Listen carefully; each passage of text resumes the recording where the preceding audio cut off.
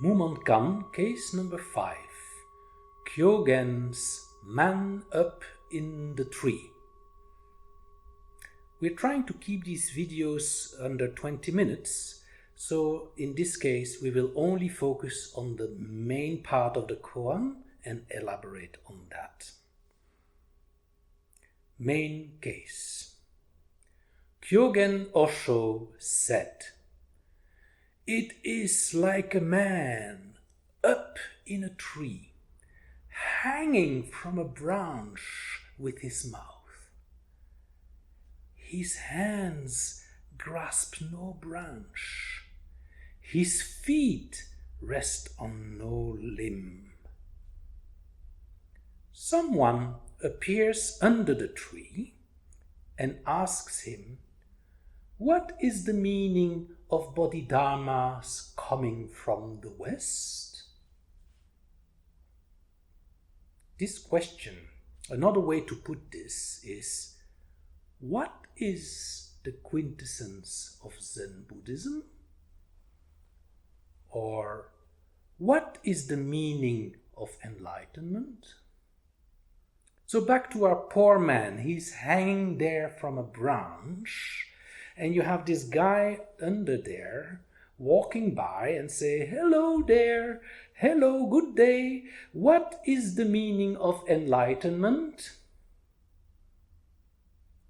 If he doesn't answer, he fails to respond to an all-important question. If he does answer, he will fall and lose his life. What would you do in such a situation?"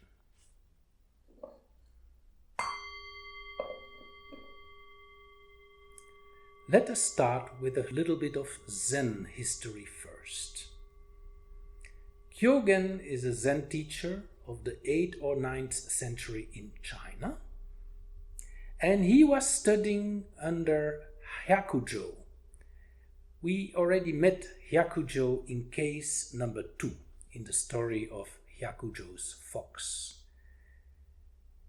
At that time, he was a great scholar and he had studied all Buddhist sutras. During that time, however, he didn't really penetrate this matter. In other words, he was not yet enlightened. With Kyogen, another monk, Isan, also studied under Hyakujo. However, Isan did in fact deeply penetrate this matter. Hyakujo, therefore, when his time was there to go, passed on the transmission of the teaching to Isan rather than Kyogen. And Kyogen then continued to practice, but under Isan. During an interview between the two, Kyogen and Isan, the following happened, and I quote. Isan asked Kyogen, "When you were with our teacher Hyakujo, you were clever enough to give 10 answers to a single question. However, knowledge does not help you in studying Zen. In fact, it stands in the way of your enlightenment. Now, I'm not going to ask you about what you have learned from your reading of or from your study of the sutras. Instead, show me right now the face you had before you were born." So, to the viewer, that is the question that you should also try to ponder about. What is the face you had before you were born? At that, Kyogen was flabbergasted and didn't know what to say. he continued his practice day by day and met in interviews with Isan regularly. One day he came to Isan and quoted some sutra that he had read. But Isan would say no.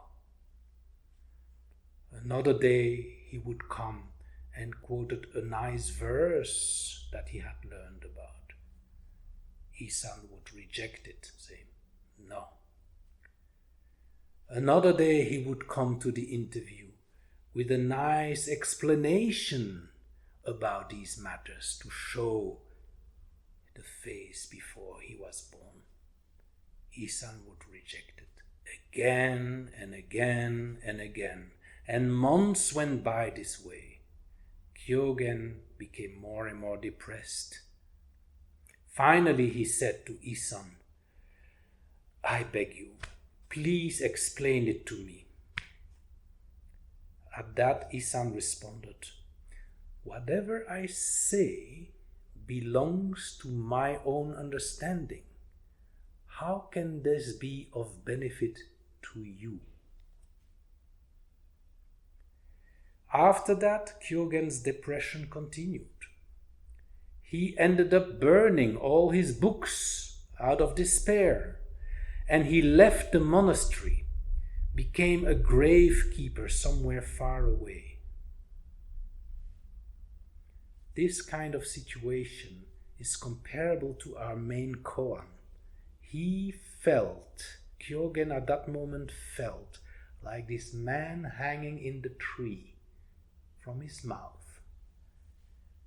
And a man comes by and asks him, "Can you show me the face before you were born?" So time went by, and Kyogen was one day sweeping the ground. And at that time, suddenly, a stone fell and hit a bamboo. That sound somehow echoed in Kyogen's mind, and that echo somehow triggered enlightenment. He laughed, big laughter, as he had finally understood the matter. So all this gives you a little bit of background and context to the koan that we are dealing with today. One can interpret this story as if enlightenment is something extremely hard to achieve. A battle that, like in Kyogen's case, can take 25 years. A real struggle that pushes you to the limit between life and death. Some even say you have to give up everything. You have to give up your wealth. You have to give up all your relationships. You have to give up your family. You have to suffer first. Kill your ego first. And then after 25 or 35 or 45 years, if you're lucky, a stone may hit a bamboo. Enlightenment. Some interpret this story like that. However, in the same Zen tradition, you have something that completely contradicts this view. In the Song of Zazen by Hakuin Ekaku, there is this following. Not knowing how near the truth is, we seek it far away. What a pity! We are like a man who in the midst of water cries in thirst so imploringly. So here we are being told that we are like this man in the midst of water. So how then can it be so difficult? Why should we struggle for 25 or 45 years if we're already in the middle of it? The reason why many of us spend so much time is that we identify with the thinking mind. And I'd like to use here a metaphor that is more used in the Advaita tradition. The thinking mind is a little bit comparable to a movie, to a film, which is being projected on a movie screen. The problem is we are completely hypnotized by this movie. And we become in love with the hero or the heroine of the movie. And we are so fascinated by what's happening there that we completely forget that there is a screen. The screen here represents that which we are, that in which sight appears, that in which sound appears, that in which tastes, smells appear. Bodily sensations appear in it, our thoughts appear in it, and our feelings appear in it. What is that? That screen which is always there. You must, in fact, defocus from the movie, defocus from all these objects, and wake up to the fact that you are this screen. In other words, wake up from the dream. Wake up from the movie.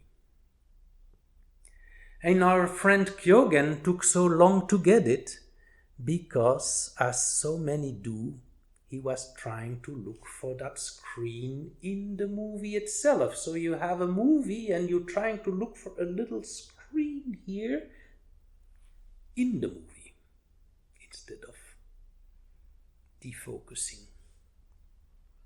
He trying to find the face before he was born, which is nothing but that screen, with the thinking mind. He tried to respond to the questioner, why did Bodhidharma come from the West, with thoughts found in books, in poems, in sutras. If you do so, the dream can go on forever, and you'll keep hanging from that branch there for a long, long time. Now let's go back to the main koan, but let me add a little bit to it, my own personal addition. It is like a man up in a tree, hanging from a branch with his mouth. His hands grasp no branch, his feet rest on no limb. Someone appears under the tree and asks him, what is the meaning of Bodhidharma coming from the West? Thereupon, the hanging man realized that this whole story was just a dream. All along, he had falsely believed to be a man, a body-mind hanging from a tree, a someone trying to end suffering and finding happiness, a something with thoughts, with book knowledge, with stories. It is like his hands and feet were unable to find any object to hold on to. However, waking up from the dream, he found again what he had always been even before he was born. That in which the body appears, that giant screen on which any thought, any book knowledge, any story appears. The water totally surrounding the man crying in thirst so imploringly. The limitless, ever-present awareness, which is always now. So, after this video, do take a few moments to contemplate yourself as this man or this woman in the midst of water. And when you do so, feel this water surrounding your body and take this water to be what some call consciousness, awareness, Buddha nature. Then stop identifying with this crying man or woman and be the limitless, ever-present water all around you. Thank you for being with us, and see you at the next episode.